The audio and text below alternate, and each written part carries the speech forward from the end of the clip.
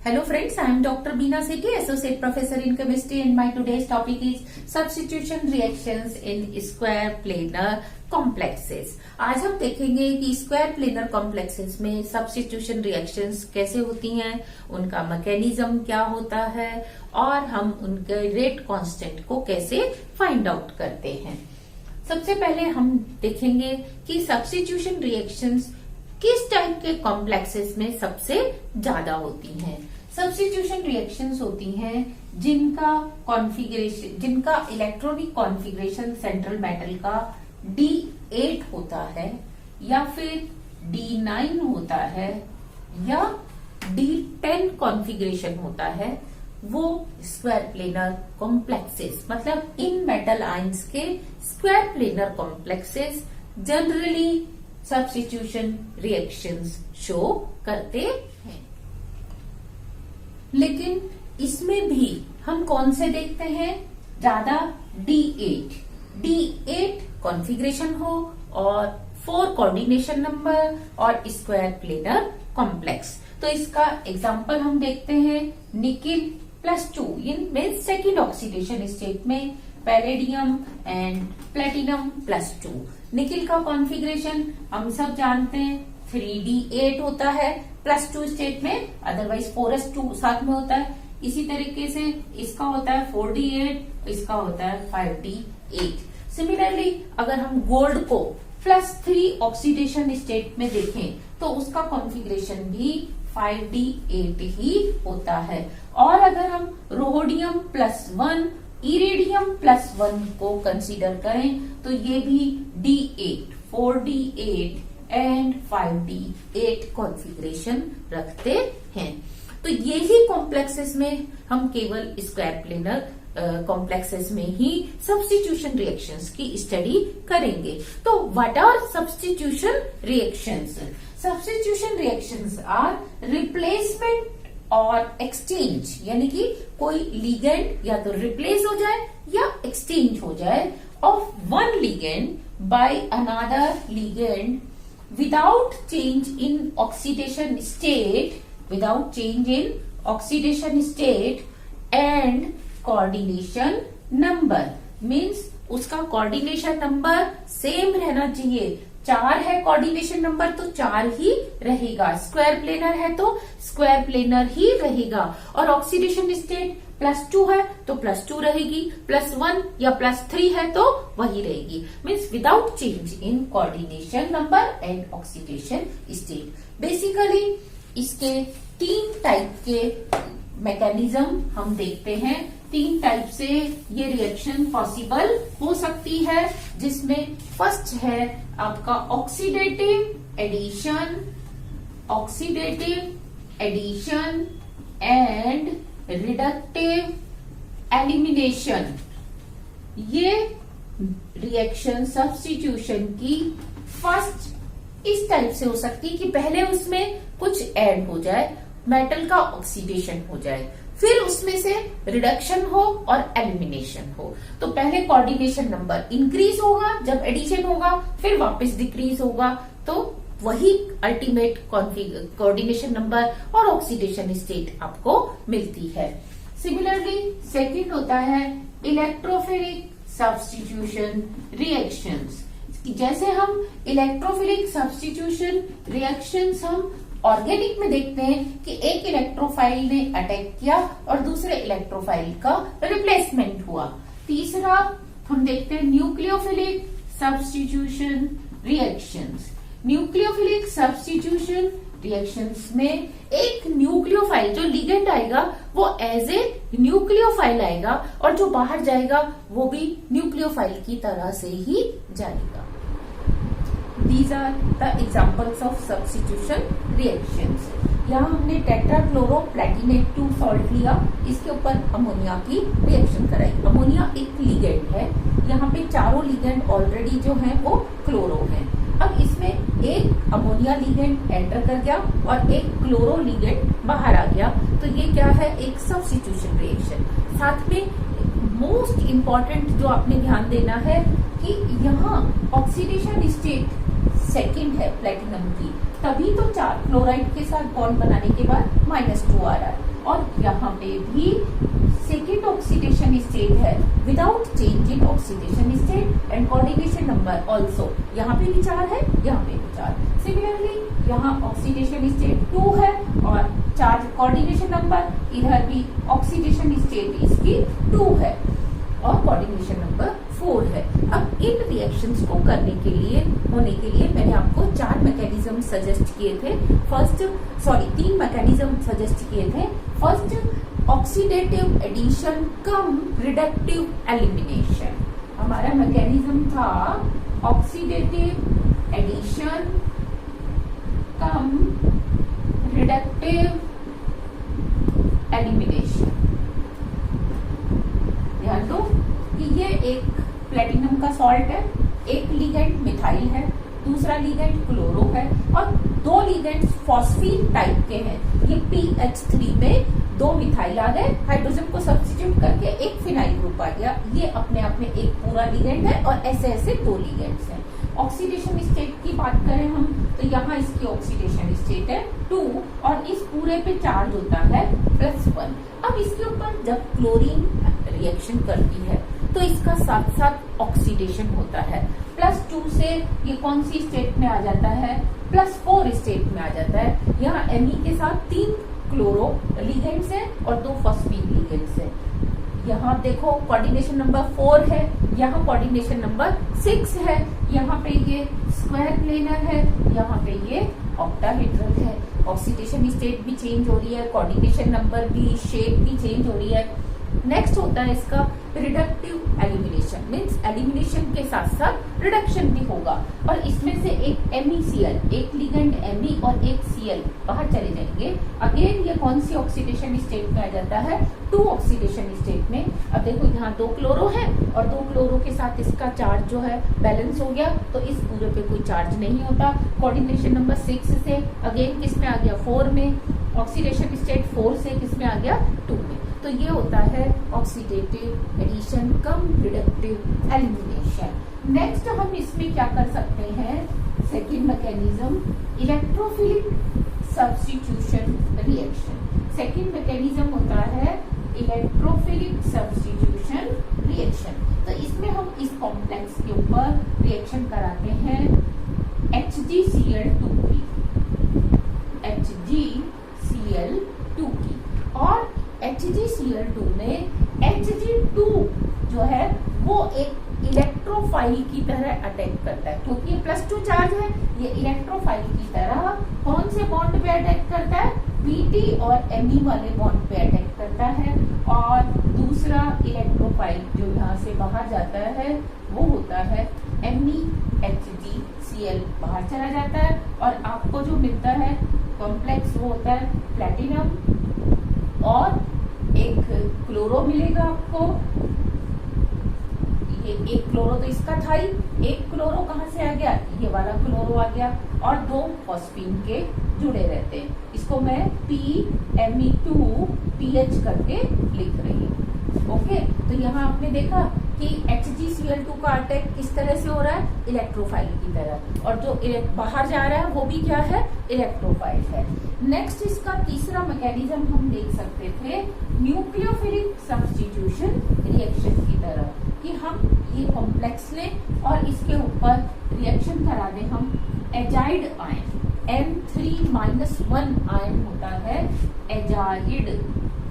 Azide, और ये mechanism है न्यूक्लियोफिलिक सब्स्टिट्यूशन रिएक्शन का। तो हम क्या देखते हैं, एक एजाइड माइनस यानी कि न्यूक्लियोफाइल की तरह अटैक करता है और एक क्लोरो ऐसे न्यूक्लियोफाइल बाहर चला जाता है। तो न्यूक्लियोफाइल आर गेटिंग एक्सचेंज, तो ये आपका बन जाता है PTN3 और साथ में MEPPH Me2 होल ट्वाइस, इस तरह से। तो एक क्लोरो का रिप्लेसमेंट हो गया एक एजाइड से। जनरली हम क्या देखते हैं, इसी टाइप की रिएक्शंस को हम स्क्वायर प्लेनर कॉम्प्लेक्सेस में स्टडी करेंगे। व्हाई?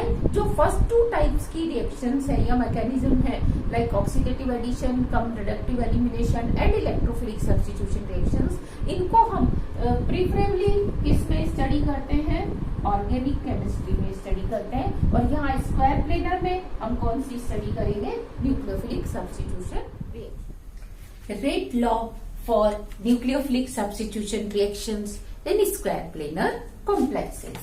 सपोज ये एक कॉम्प्लेक्स है PtL2TX, इसमें प्लेटिनम सेंट्रल मेटल आयन है, दोनों लिगेंड ऐसे हैं जो कि एक्सचेंज रिएक्शन में पार्टिसिपेट नहीं कर रहे।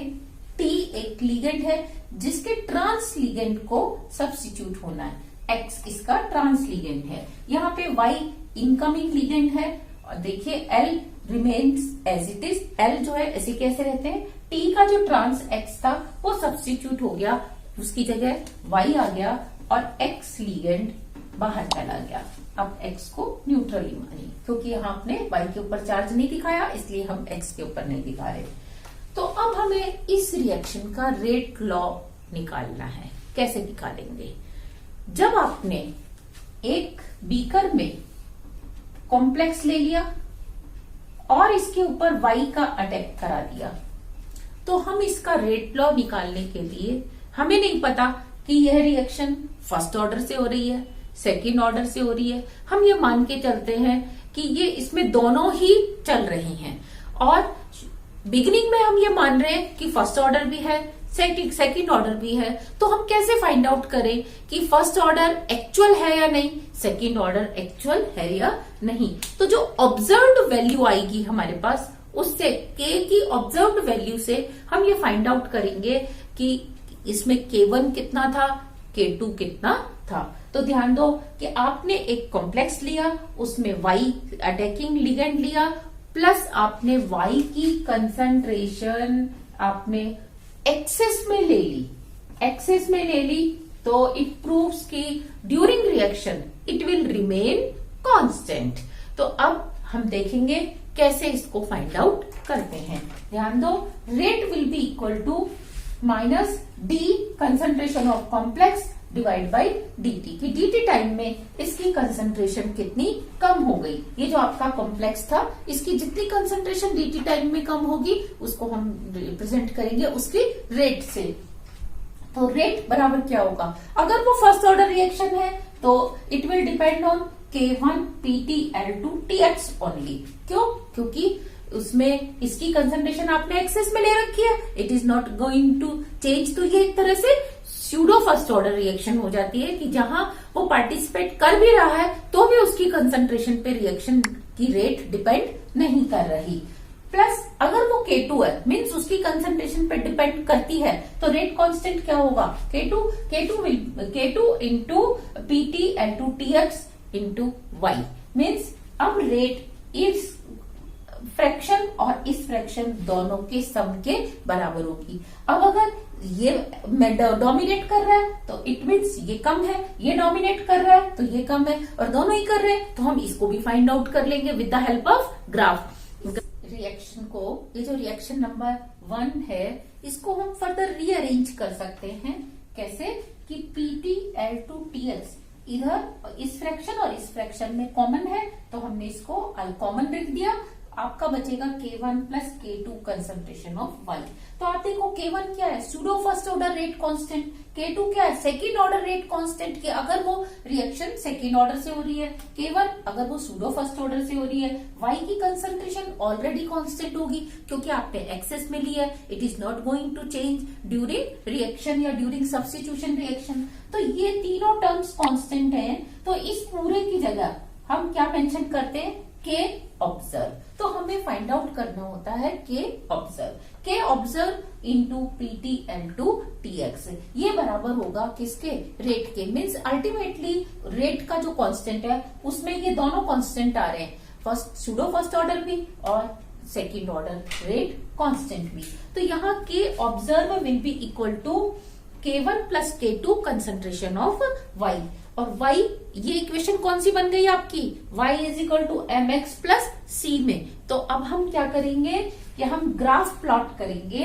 के ऑब्जर्व में, जो आपका के ऑब्जर्व वैल्यू है, और कंसंट्रेशन ऑफ y में। तो हम डिफरेंट डिफरेंट ग्राफ प्लॉट करते हैं। देखो कैसे,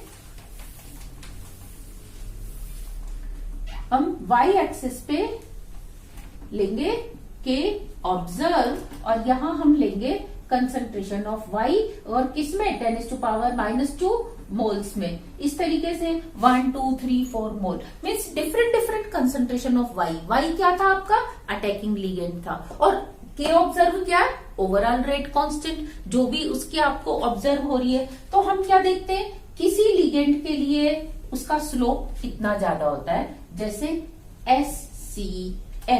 SCN के लिए इस तरीके से ग्राफ आता है अगर अटैकिंग लिगेंड y है, y is equal to SCN है। फिर दूसरे के लिए, तीसरे के लिए, चौथे के लिए, और यहां पे भी हमें डिफरेंट डिफरेंट स्लोप वाले ग्राफ मिलते हैं। तो हम क्या करते हैं, K1 और K2 की वैल्यू फाइंड आउट करने के लिए 30 डिग्री सेंटीग्रेड पर मीथेनॉल सॉल्वेंट में ट्रांस PTPY2Cl2 को डिसॉल्व कर लेते हैं। अब इसकी रिएक्शन हम कराते हैं different different y means different different attacking ligands, जैसे थायोसाइनेट, आयोडाइड, साइनो और C6H5SH मीन्स थायोफिनॉल, और ब्रोमो, ऑक्सिन, हाइड्रोक्सिलामीन और एजाइड और नाइट्रोग्रुप। हम इससे इसकी रिएक्शन कराते हैं। अब हम क्या देखते हैं, इसके लिए जो के ऑब्जर्व की वैल्यू है वो सारे लिगेंड्स के लिए डिफरेंट आ रही है, और हमने ग्राफ प्लॉट किया किस किस के बीच में, के ऑब्जर्व और y की वैल्यू। y की वैल्यू हमने धीरे धीरे धीरे इंक्रीज की और हमने देखा कि के ऑब्जर्व की वैल्यू क्या आती है। तो हमें कुछ इस तरीके से ग्राफ मिला। अब इस ग्राफ की हेल्प से हम कैसे K1 और K2 निकाल सकते हैं, क्योंकि ये इक्वेशन अब किसको डिनोट कर रही है, y is equal to m x plus c को, इक्वेशन को डिनोट कर रही है, उस टाइप की रिएक्शन मानी जाएगी। तो यहाँ पे c आपका क्या हो गया, K1, तो ये आपको देगा इंटरसेप्ट। तो जितनी भी इंटरसेप्ट की वैल्यू है किसी भी लिगेंड के लिए, अगर आप थायोसाइनो के लिए कर रहे हैं, इंटरसेप्ट हो सकता है कुछ अलग हो, साइनो के लिए इंटरसेप्ट की वैल्यू कुछ अलग हो। तो ये जो I की वैल्यू है ये डिनोट करेगा K1 को, क्योंकि फर्स्ट ऑर्डर रिएक्शन को। साथ में जो M की वैल्यू है वो क्या होगी, K2 किसके बराबर होगा, M के बराबर होगा, और y आपने खुद ने रखा है, K ऑब्जर्व को आपने नोट किया है। तो M की वैल्यू यानी कि K2 की वैल्यू क्या होगी, स्लोप से फाइंड आउट करेंगे। तो हम जैसे इसके लिए फाइंड आउट करना चाहते हैं तो हम y2 minus y1 divide by x2 minus x1। तो हम क्या करते हैं, y2 minus y1 divide by x2 minus x1 से स्लोप को फाइंड आउट कर लेते हैं, और जैसे ही हमें स्लोप पता चलता है उसकी वैल्यू को हम यहां रख देते हैं। तो देखो, अगर हमें के ऑब्जर्व फाइंड आउट करना है ग्राफ से तो हम क्या कर सकते हैं, K2 और K1 की वैल्यू इधर से निकाल के रख दी, और अगर आपने के ऑब्जर्व से K1 K2 निकालना है तो आप के ऑब्जर्व से K1 और K2 को फाइंड आउट कर सकते हैं। तो इसको हम और ज्यादा एनालाइज करें इससे पहले हम देखते हैं कि nucleophilic substitution reactions ultimately 4 different type से कैरी ऑन हो सकती हैं। सब्स्टिट्यूशन रिएक्शंस 4 टाइप से हो सकती हैं इनऑर्गेनिक केमिस्ट्री में। कैसे, सब्स्टिट्यूशन रिएक्शंस को हम जनरली इन 4 कैटेगरीज में क्लासिफाई करते हैं। First, associative. एसोसिएटिव क्या होगा कि ये जो आपका कॉम्प्लेक्स है इसके ऊपर सीधा सीधा y अटैक करता है और एक निकल जाता है लिगेंड, दूसरा लिगेंड जुड़ जाता है, एक रिप्लेस हो जाता है, दूसरा ऐड हो जाता है, एंटर कर जाता है। इसको हम एसोसिएटिव कहते हैं। और इसमें से x बाहर जाए उससे पहले न्यू बॉन्ड फॉर्मेशन हो जाता है, मीन्स PTL2TX के साथ y पहले जुड़ जाता है। तो ये एक तरह से SN2 की तरह से होती है। जब ये इसके साथ जुड़ गया, देखो अब ये पेंटावेलेंट हो गया, फिर इसमें से X बाहर निकल जाता है, ये वापस टेट्रावेलेंट हो जाता है। दूसरा होता है डिसोसिएटिव। डिसोसिएटिव में क्या होगा कि ये जो आपका कॉम्प्लेक्स था PTL2TX, ये पहले पूरा डिसोसिएट हो जाएगा, PtL2 और ये PtL2T, ये इस तरीके से डिसोसिएट हो जाएगा। ये मीन्स X पहले बाहर चला जाएगा और इसके ऊपर अब कौन अटैक करेगा? Y। तो ये एक एक्सट्रीम एंड है कि पहले न्यू बॉन्ड का फॉर्मेशन हो गया, ये दूसरा एक्सट्रीम एंड है कि पहले ओल्ड बॉन्ड का फिशन हो गया। लेकिन इसके अलावा दो और पॉसिबिलिटीज होती हैं।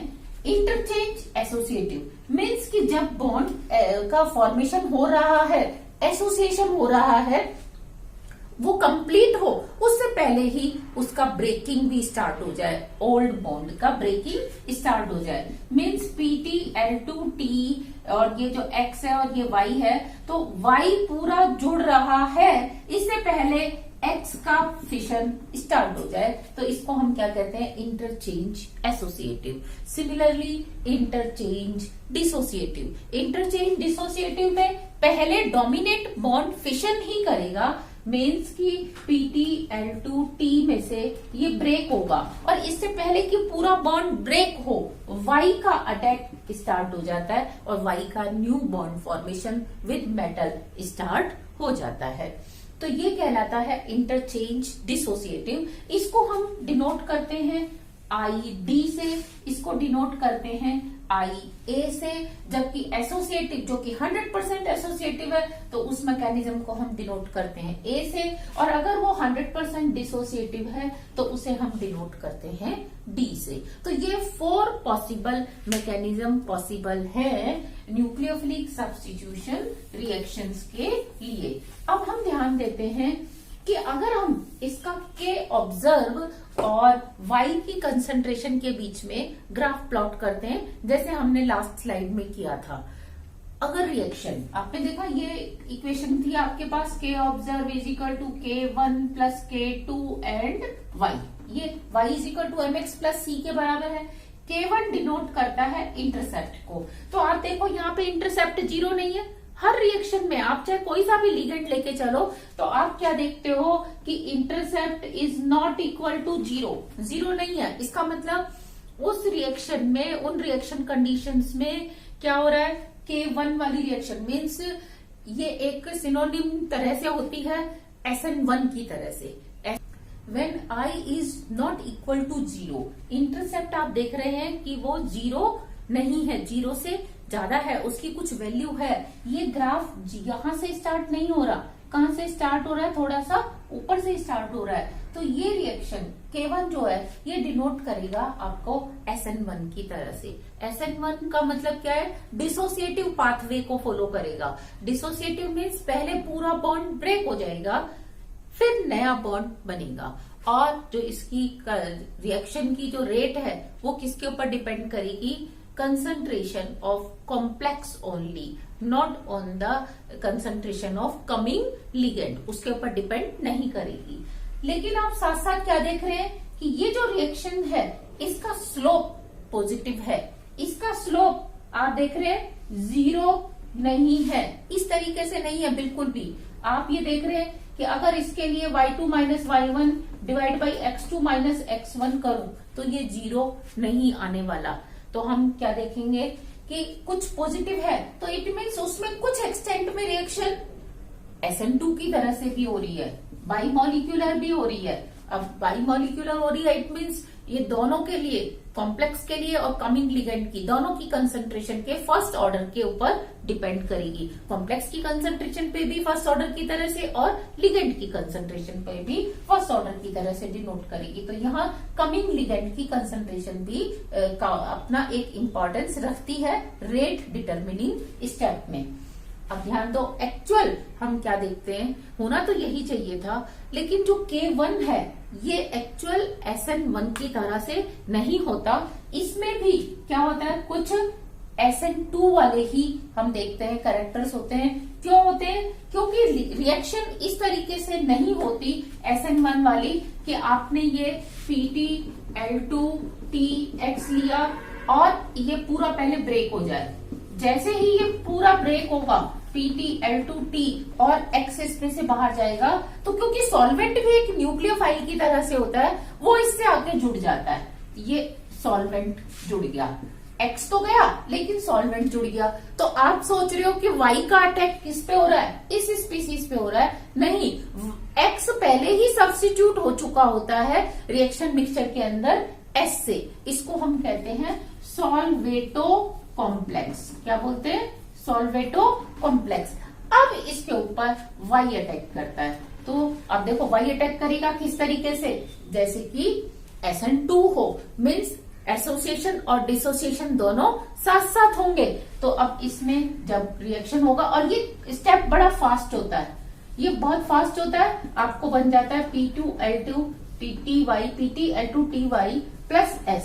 तो S का सब्स्टिट्यूशन हो जाता है।